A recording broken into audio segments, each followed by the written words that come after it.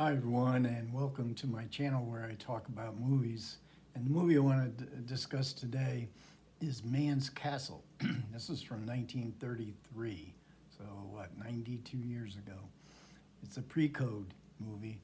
I think it is one of the masterpieces of pre-code era, the 1931, 1934, when the production code was very lax in what they allowed on screen, soon to be replaced with a much more strict code, which Man's Castle eventually had to bow down to for in its original release. So this is 1933. It's directed by Frank Borzage. It stars Spencer Tracy, Loretta Young. And I made a I made a series of videos discussing quite a few Borzage movies a couple of years ago, following along with Hervé Dumont's fantastic study, one of the great director studies I've ever read on Borzage's career. And I always liked Borzage, but did my estimation of him go sky high after seeing many of his films and reading about Dumont's appreciation of Borzage's career. And it stars Spencer Tracy and Loretta Young.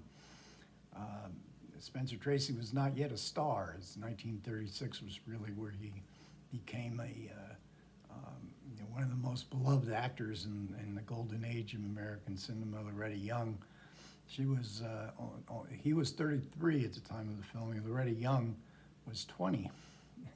And I looked at her filmography. She actually had 50 credits before she made Man's Castle with Borzage. And the actors loved working with Borzage because he helped to shape performances. He wasn't the proverbial tyrant director that was prevalent in the profession during the 1930s. As a director, he was very encouraging to naturalistic performances, fantastic close-ups. Joseph August did the cinematography here. So this Man's Castle was originally 79 minutes. It was censored down to about 66, but we're getting the complete version from Sony. Sony released this film on Blu-ray in July of 2024. In its complete version, there are still some cuts, and you can see that there's little awkward moments in the film. It's also streaming as of January 2025 when I'm filming this video, and I'll have to say Happy New Year to everyone. It's streaming on the Criterion channel in its complete form. And this is a story. The Man's Castle is a little shack in a shanty town. Hoovervilles, they were called during the Depression, the worst days of the Depression, when people just built up ramshackle abodes where they would congregate together. In this case, they are in New York City, on the banks of the river. It's probably the Hudson River. And the film opens, one imagines, in Central Park. They did a lot of filming in New York for backdrops, although the actors were all in the Hollywood studio, which actually, an awkward technique of this, using these backdrops, fake backdrops. But it does focus in on the main thrust of the film, which is the love affair between Bill and Trina Tracy and Loretta Young. And so it opens in Central Park. Bill's feeding the pigeons, dressed in a tuxedo, a high hat. Next to him is, on the other side of the bench, is Trina, Loretta Young, and he discovers she's about to faint away because she hasn't eaten in a couple of days, and he takes her to a fancy restaurant for dinner, and which he greatly enjoys. And then we have one of the great scenes of how you get out of not paying for dinner when you have no money. It is a classic scene.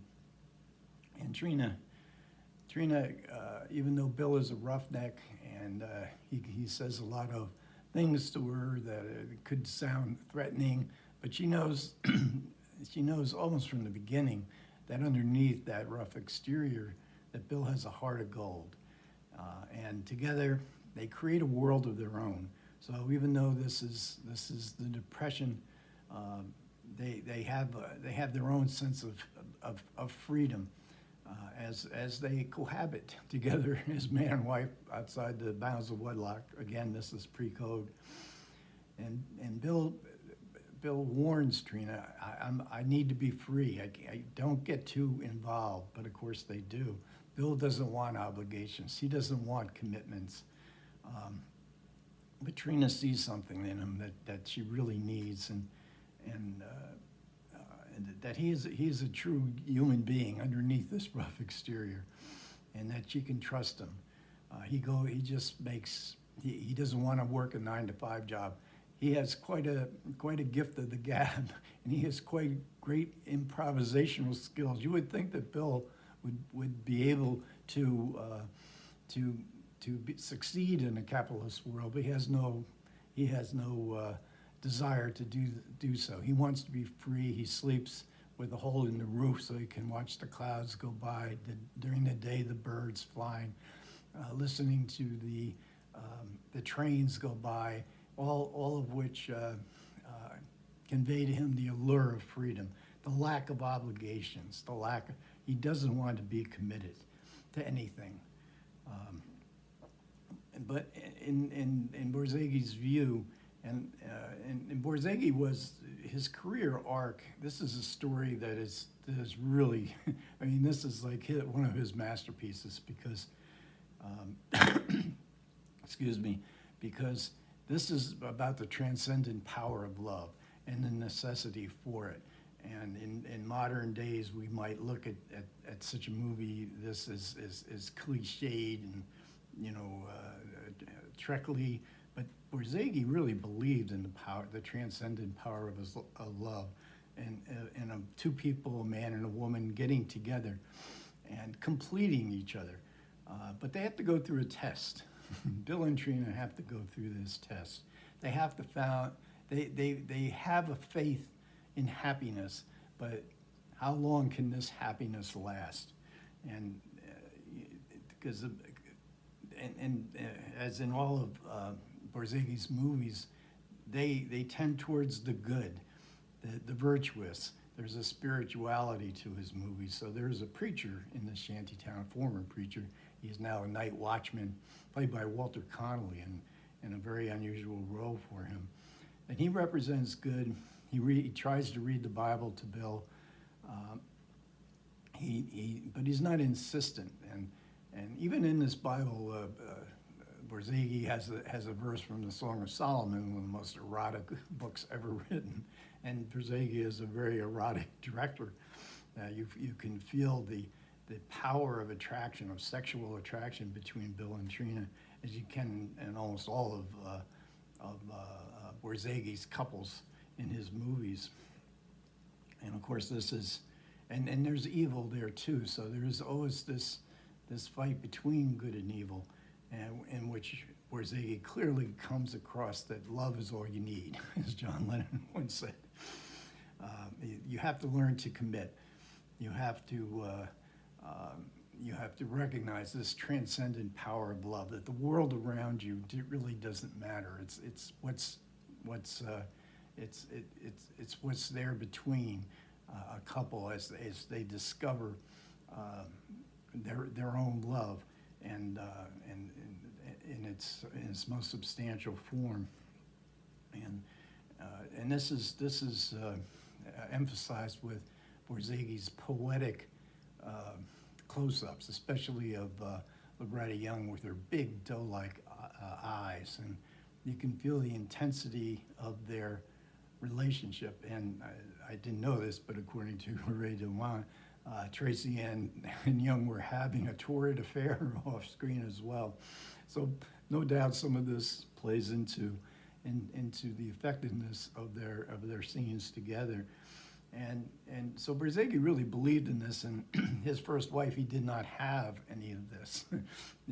So his films are, some of his films could be seen from the viewpoint of somebody who really believes in the transcendent power of love, when in his own life he didn't have that at all.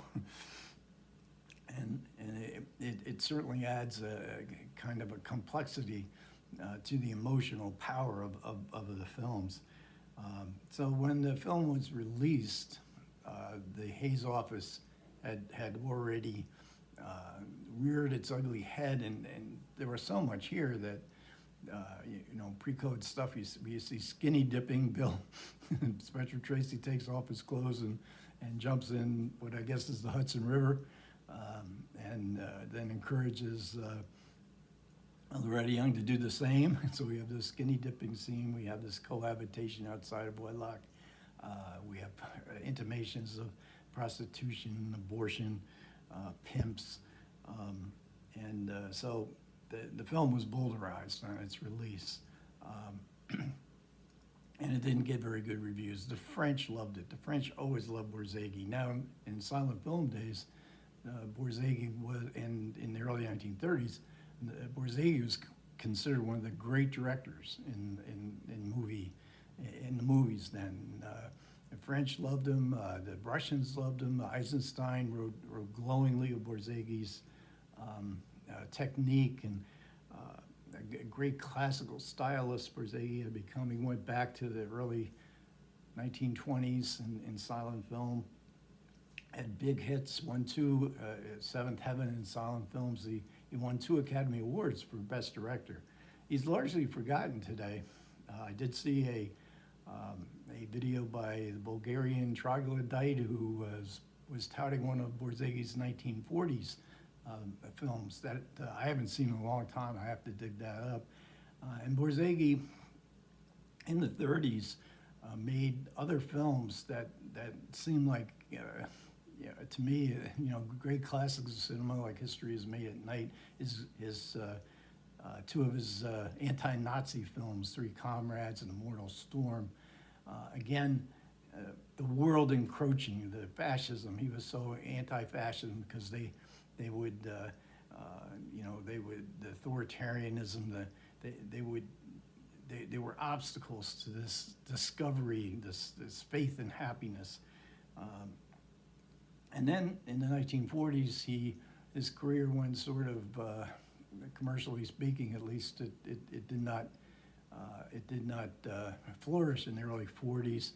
And after the war, he hated film noir, even though he made one. He made Moonrise in the late 40s, which is a really good film. It's in the Criterion Collection. And then he got out of films. He didn't like film noir because it was too pessimistic. It was too dark. There was no outlet for this power of love or happiness, of goodness, of virtue. That was a cynical time, and like I say, the intensity of conviction of Borzage is really one of his great attributes, and the poetic close-ups. They're very often like paintings, and so anyways, I will link enough my extolling excuse me, Borzage's virtues, but I would encourage you to seek out some of his films, and if you have the Criterion Channel right now, you'll be able to catch this really great film of the pre-code era. Okay, thanks a lot for everybody who managed to listen. I really do appreciate it. Take care.